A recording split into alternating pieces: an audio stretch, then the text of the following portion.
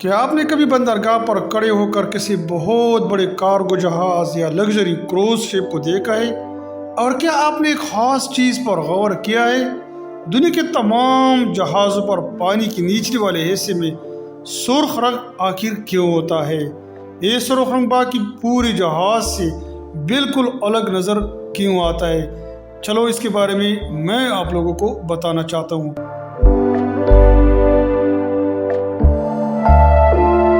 کیا یہ سمندری جانداروں کو ڈرانے کے لیے ہوتا ہے؟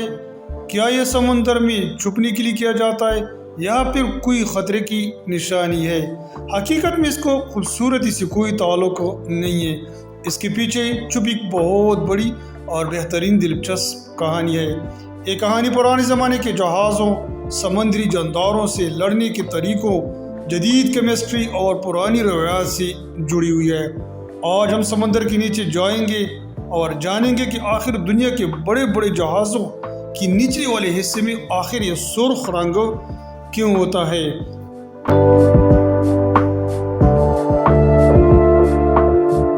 لیکن اس سرخ رنگ کی اصل وجہ سمجھنے کے لیے ہمیں کئی سو سال پیچھے جانا ہوگا، جب لکڑی کے جہاز سمندروں پر سفر کیا کرتے تھے۔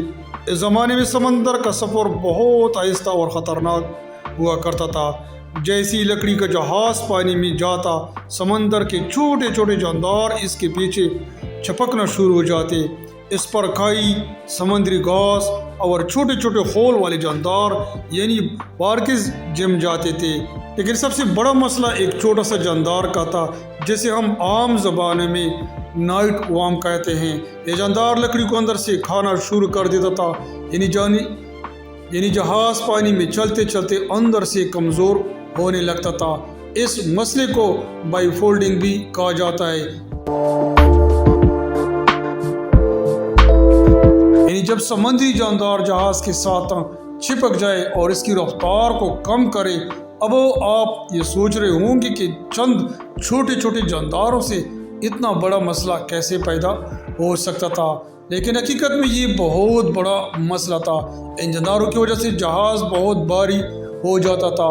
اس کے علاوہ پانی کے ساتھ ساتھ رگڑ بھی بڑھ جاتی تھی، جس کی وجہ سے جہاز کی رفتار میں بہت کم ہو جاتی تھی۔ کچھ حالات میں بری طرح جمی ہوئی کائی اور جاندار جہاز کی رفتار اور اسے قابو کرنے کی صلاحیت کو بھی تقریباً آدھے سے بھی زیادہ کم کر سکتے تھے۔ اس زمانے میں رفتار بہت اہم تھی، کیونکہ اگر جنگ میں جہاز تیز نہ چل سکے تو وہ دشمن سے بچ بھی نہیں سکتا تھا، اور اگر تجارتی جہاز تیز نہ ہو تو اپنا سامان وقت پر منزل تک بھی پہنچا نہیں سکتا تھا۔ اس لیے ملاحوں کو ایسا طریقہ چاہیے تھا جس سے جہاز کا نچلے والا حصہ بالکل صاف نظر آ رہے۔ پھر تقریباً 1700 کی دہائی کے آخر میں ایک زبردست حل سامنے آیا۔ جہاز بنانے والوں نے لکڑی کے جہاز کے نچلے والے حصے پر تانبے کی پتلی چادریں لگانا شروع کر دی۔ تانبا سمندری جہازوں کے لیے نقصان دہ ہوتا ہے۔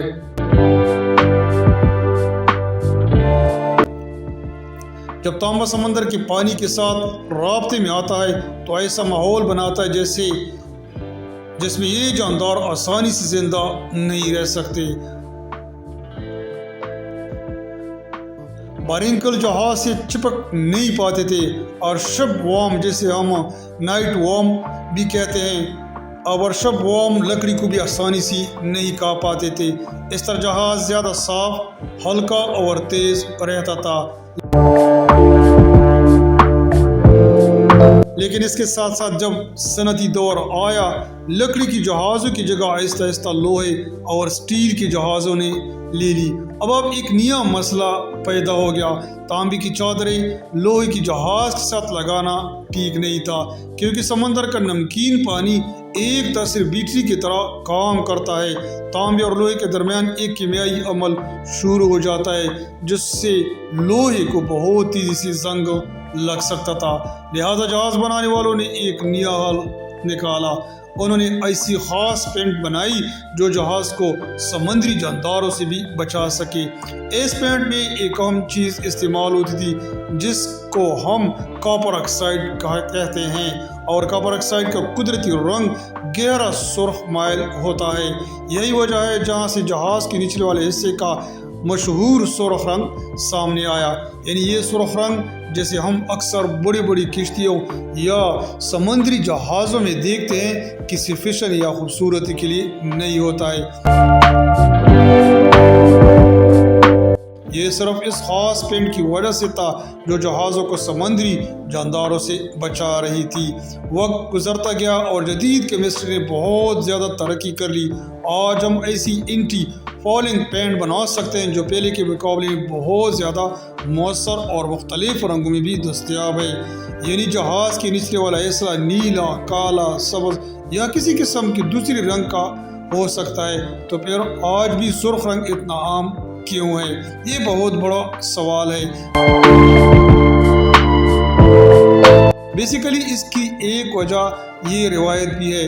سمندری دنیا میں پرانی روایات کی بہت اہمیت ہوتی ہے، لیکن اس سرخ رنگ کا ایک عملی فائدہ یہ بھی ہے، جب جہاز کا اوپر والا حصہ سفید یا کالا ہو اور نیچے والا حصہ سرخ ہو تو پانی کے ساتھ ساتھ ایک واضح لکیر بھی نظر آتی ہے۔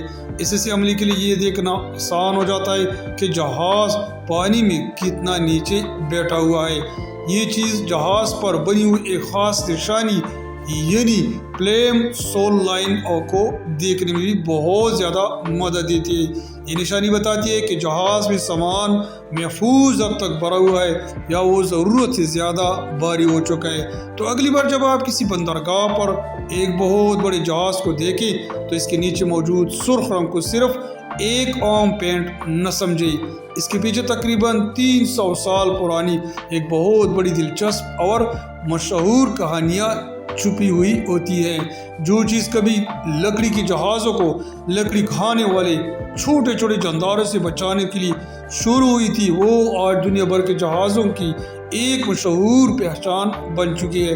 اور یہ روایت آج بھی سمندر میں موجود ہوں، جتنے بھی سمندری جہاز ہوتے ہیں اور لوگ اس میں سفر کرتے ہیں اس میں ہیں۔ اگر آپ کو یہ دلچسپ واقعہ پسند آئی ہے تو ویڈیو کو لائک کریں، اس سے اپنے کسی ایسے دوست کے ساتھ ضرور شیئر کریں جو ایسی حیران کن باتیں جاننا بہت پسند کرتا ہو، اور مزید ایسی دلچسپ کہانیاں جاننے کے لیے ہمارے یوٹیوب چینل کو ضرور سبسکرائب کریں اور فیس بک پیج کو بھی فالو کریں۔ ویڈیو دیکھنے کا بہت بہت شکریہ۔